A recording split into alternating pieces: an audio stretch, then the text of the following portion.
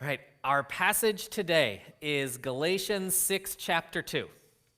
Okay, so I'll let you find it. Andrea always gets mad at me when I say what the passage is and then read it right away. She's like, "You didn't give anybody time to find it." But so that was my way of giving you time to find it. Hopefully you're fast. But Galatians chapter 6, verse 2. Here's what it says. It's very short, very concise. Bear one another's burdens and so fulfill the law of Christ. Okay? Now, this is short enough. I think, even though I haven't given you much time, I think that we can all do this together. Okay? So repeat after me. Bear one another's burdens and so fulfill the law of Christ. Okay, now you've heard me say it. You've said it yourself. You're going to hear me say it a lot more. Okay? So I want this stuck in your head.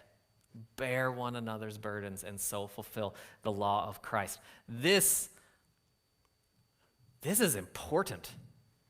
This is something really vital. I want you to just think about what it says right here. First of all, the title, okay, bear one another's burdens, and what it's saying this is the law of Christ. That should get our attention. The law of Christ is to bear one another's burdens. And not only that, bear one another's burdens and so fulfill the law of Christ. Often when we talk about fulfilling the law, we're talking about, well, that's Jesus' job, right? He fulfilled it. He had a righteous, sinless life, and yes, that is true. And thank you, Jesus. But he is telling us here to fulfill his law. And this is not an impossible command. This is something that he actually wants us to do, to bear one another's burdens and so fulfill the law of Christ. So that's what we're going to look at and unpack this morning, is we're going to look at examples of what is this law of Christ. How do we bear one another's burdens? How did he do it? How does he expect us to do this?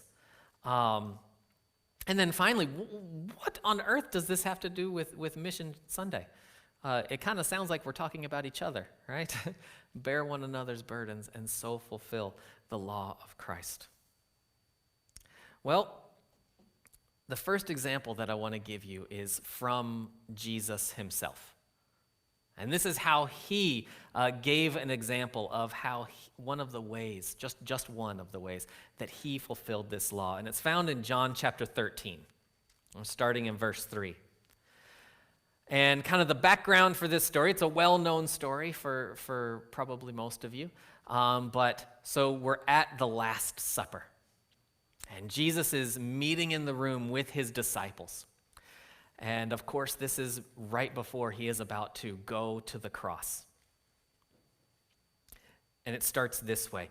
Jesus, knowing that the Father had given all things into his hands, and he had come from God and was going back to God. Now stop there for a minute. Okay. That is the position that Jesus is coming from. Jesus, knowing that the Father had given all things into his hands. All things are his. He has all the power, all the authority. He is the king, establishing the kingdom of heaven. This is the top. He's the ruler. So that's where he's coming from. And he knew where he came from. He came from God, and he knows it. And he's going back to God, and he knows it. So kind of cloaked in that knowledge of, I'm the king, I came from God, I'm going back to God. What does he do? He rises from the table, and he laid aside his outer garments. And taking a towel, he tied it around his waist, and then he poured water into a basin, and he began to wash the disciples' feet and to wipe them with the towel that was wrapped around him. And he came to Simon Peter, who said to him, "Lord, you You wash my feet?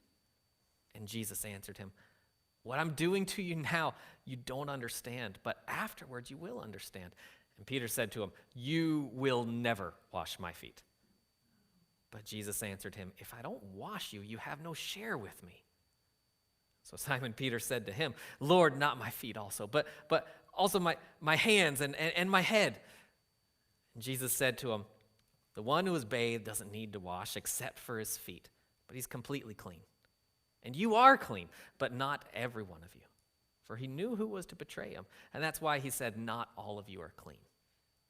And when he had washed their feet, he put back on his outer garments, and he resumed his place, and he said to him, do you understand what I've done to you? You call me teacher and Lord, and you're right, for I am. If I then, your Lord and teacher, have washed your feet, you also ought to wash one another's feet. For I have given you an example that you should do just as I have done to you. Okay, so we've been talking so far about the law of Christ, right? Bear one another's burdens and so fulfill the law of Christ. Well, what he just did here is he gave us an example, and then he said, you go do that. So that's a command, and that's his law. That's what's being explained here in Galatians. Bear one another's burdens. And so what Jesus did is, from that position of power and authority, he humbled himself and he took on the lowest job. This is a job that somebody else in that group was going to have to do if Jesus didn't do it. And, you know, we've all read stories about the disciples. There was lots of arguing about who's the greatest and who gets to sit next to him and who gets this privilege and who gets that privilege. It doesn't sound like a group of people who were running over each other trying to get to be the one who gets to wash each other's feet. So Jesus took that burden on himself. He took the lowest job, and then he told them, do this to each other. Follow my example.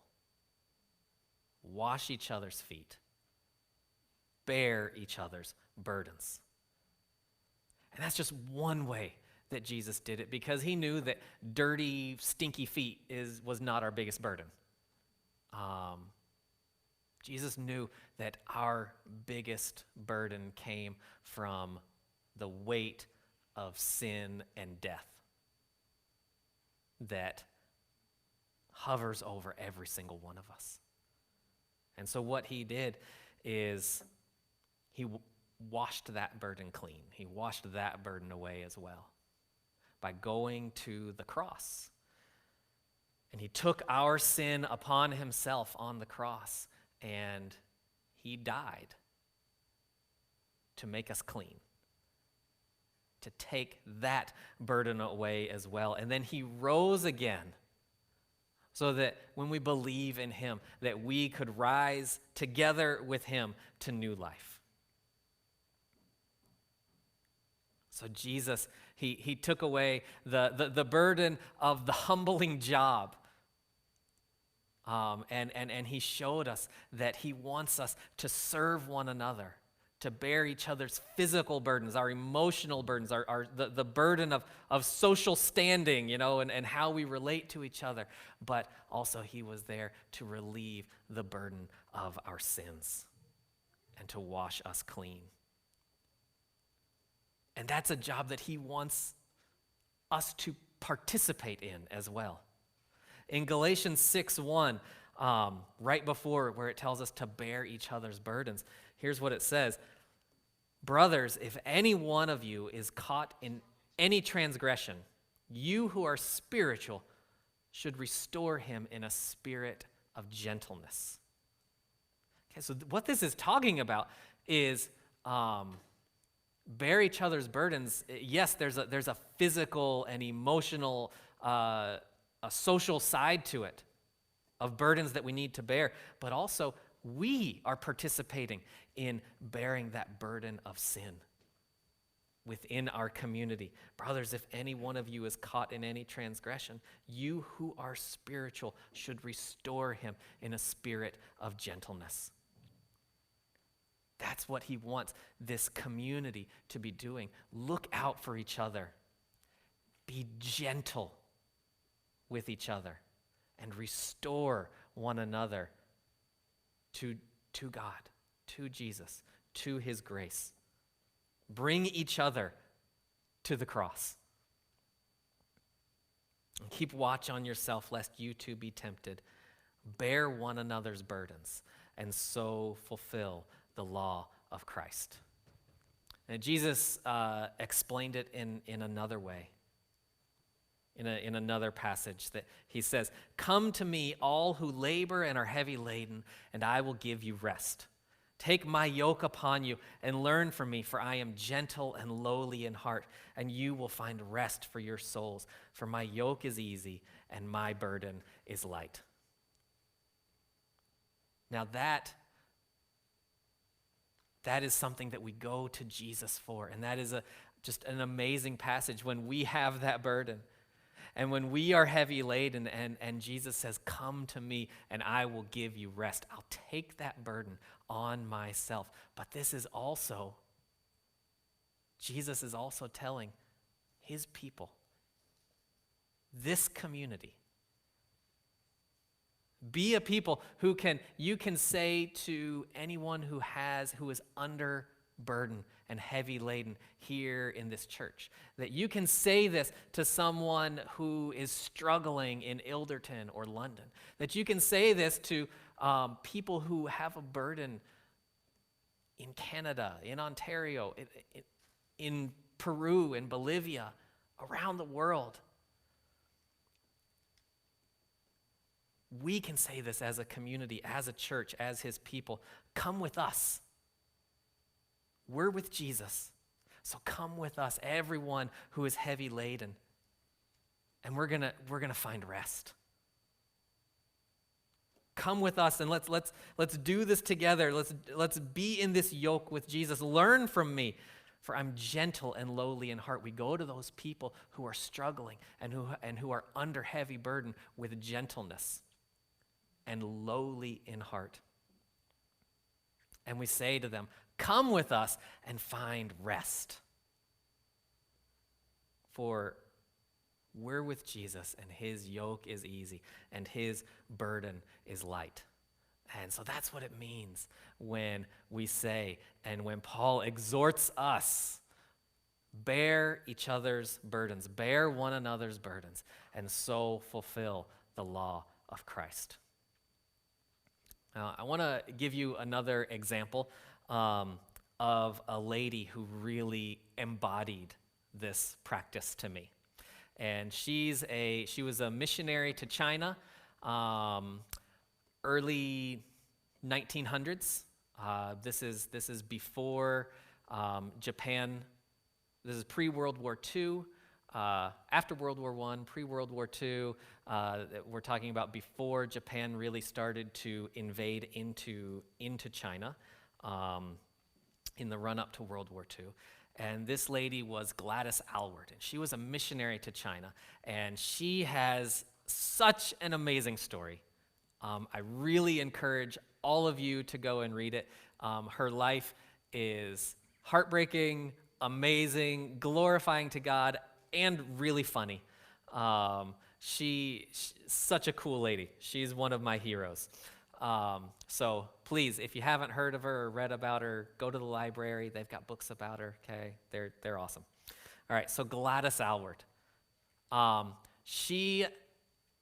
She ended up coming to China, and when she first arrived there, actually nobody even knew she was coming. She just sort of showed up at a lady's, at a fellow missionary's hotel that she had started. I think she had written to the lady maybe 5 years beforehand, and and then just showed up. And so that's how she started her missionary journey. But Gladys, just little by little, started just winning over hearts all around her. And people saw her love and her care and her empathy towards the people around her. And one story about Gladys is, in that time in China, they had this practice called foot binding. And the idea was that women with large feet were unattractive. And you couldn't marry off a girl with large feet. So what they would do is really almost from birth, but from a very, very, very young age, they would bind the girl's feet. So they would kind of curl the toes in, oftentimes breaking the bones in the young child's feet and curling them into really tiny shoes so that as the feet grew, they would just kind of grow into these tiny, tiny shoes. And so women would have really tiny, beautiful feet for the rest of their lives, was the thought. Now, not only was this incredibly painful for the girls as their feet are growing and curling into these feet, as women grew and became older, they didn't have feet that straightened out, and so they were crippled. And so Gladys saw this going on around her, and it broke her heart. And she was talking to people, and she would talk to the officials and say, "You guys have got to get rid of this." And they would say, "You silly foreigner, you don't know what you're talking about. This is an ingrained social practice. We are never getting rid of this. Just be quiet."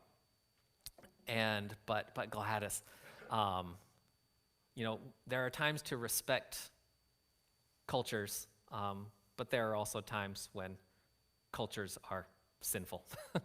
and so Gladys did not back down in this case. And she kept talking to people. And actually, eventually, the government agreed with her. And so the government in Beijing said, all right, we are outlawing the practice of foot binding. And however, this had been going on for a long, long, long time. And everybody knew that this is what you had to do. And you couldn't marry off a girl if she had big feet. So this is what we have to keep doing. We don't care what Beijing says. We're going to keep wrapping people's feet. And so they realized this. And so they had to go to all the villages and to all the homes and educate people and talk to them about this. And so the local ruler actually approached Gladys and gave her the opportunity for a new job and said, "We want you to become our new official foot inspector." And so Gladys, she showed up in China, started running a hotel, and now she's the official foot inspector for her province.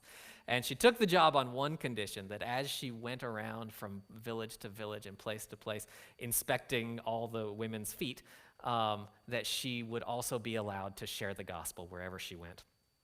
And the local rulers agreed to this.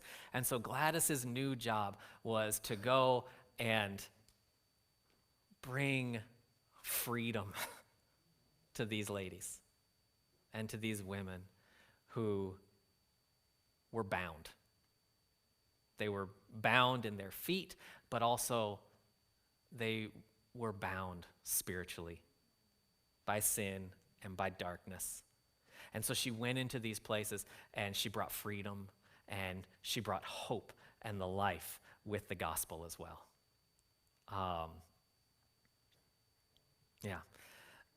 Later in Gladys's life, another amazing thing that she did, and just a side note, as Gladys did that, she herself had to walk basically all over this province,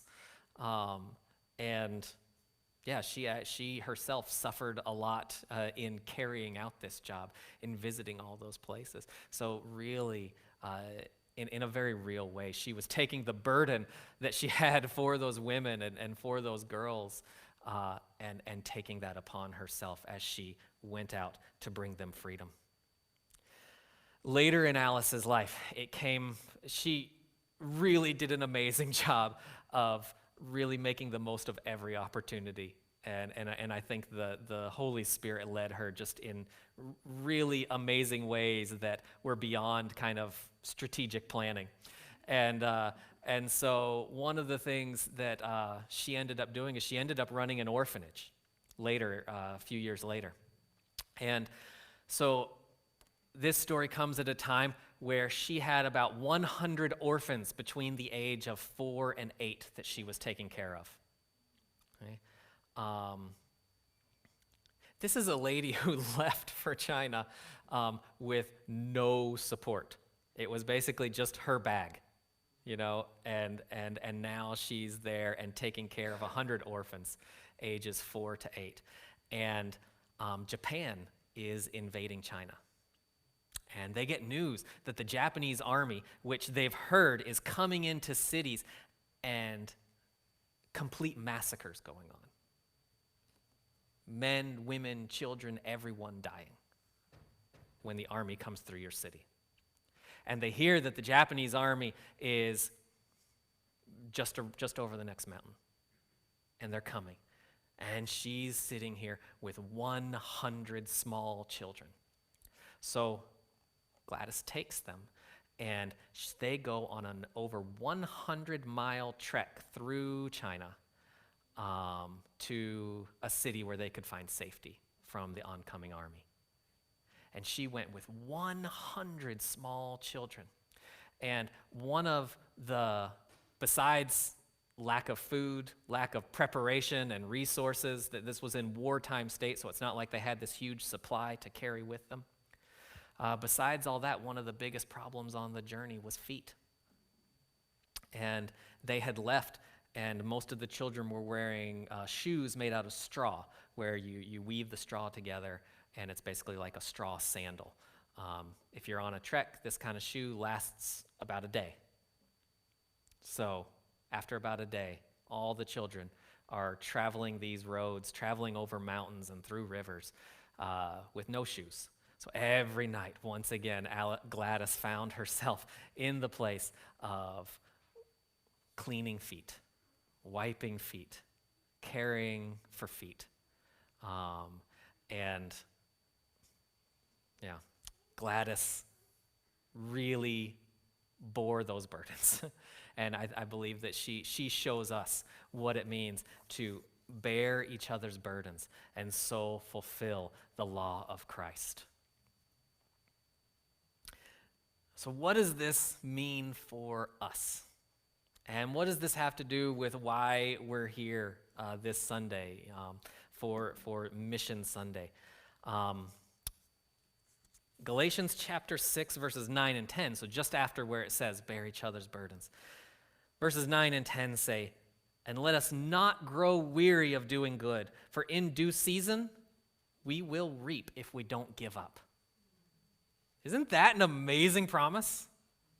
Let us not grow weary in doing good, for in due season, might not happen right away, but in due season, in God's timing, we will reap if we do not give up. There's a condition on that promise. So then, as we have opportunity, let us do good to everyone, and especially to those who are of the household of faith. So that's twofold there. There's two groups that we are to do good to. And there's two groups that we are to bear the burdens of. Let us do good to everyone. That's the large group, of course. And then especially to the household of faith. Love one another. Love the people here in this church.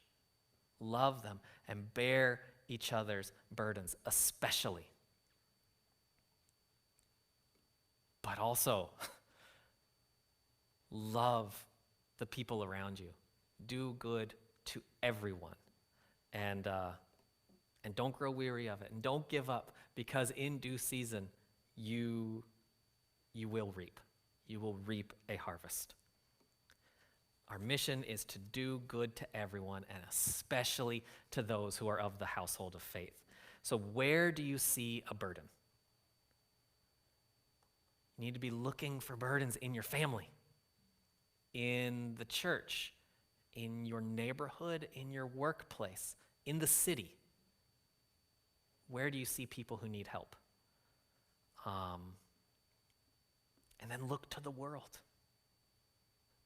Keep going. Keep getting bigger and bigger and bigger and bigger. And don't stop until it's everyone. Let us do good to everyone. and don't give up. Now, when we get to that idea of doing good to everyone, and we kind of see this idea of, okay, I'm bearing burdens, at what point does it get to be too much?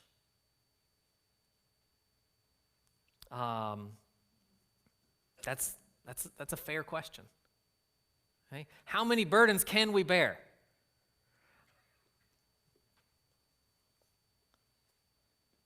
God will supply your needs. He will. Hudson Taylor is another pioneer missionary to China. And he had a saying that has helped me through so many hard times when I felt like I don't have the resources to bear anything more.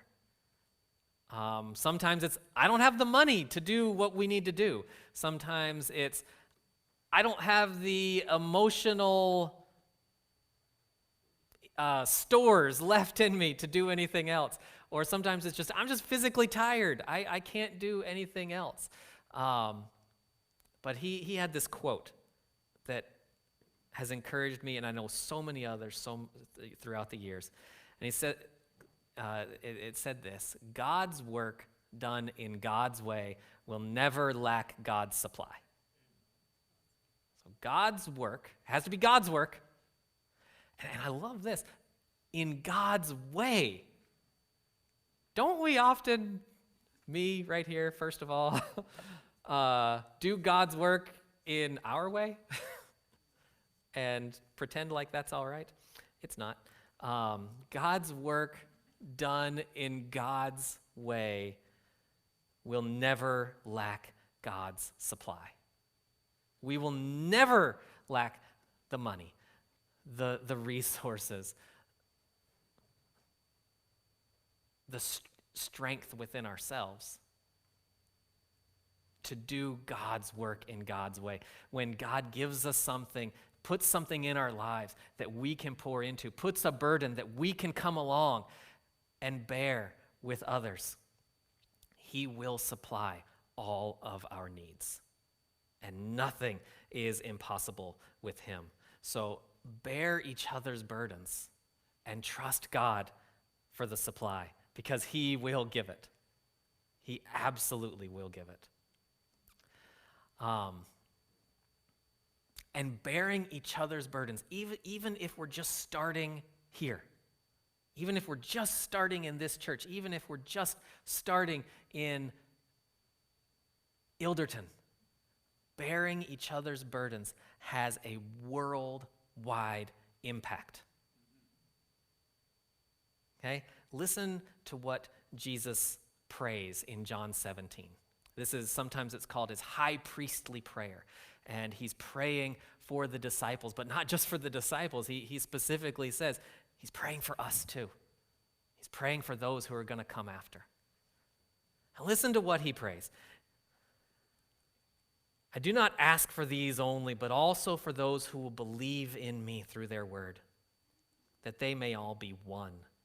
Just as you, Father, are in me and I in you, that they also may be in us, so that the world may believe that you've sent me. Did you hear that? That's a prayer from Jesus. Does God answer Jesus' prayers? Does Jesus answer Jesus' prayers? It's a different theological question. Yeah, he does. He's praying that we may be one, so that the world may believe that you've sent me. The glory that you've given me, I've given them, that they may be one even as we are one.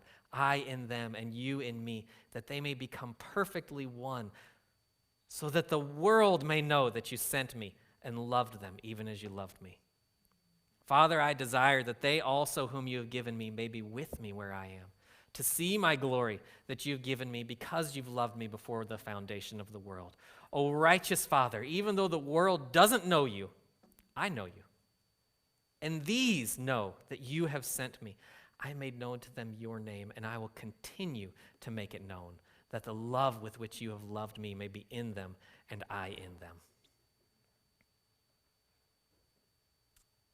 And Jesus commands us. Bear one another's burdens, and so fulfill the law of Christ.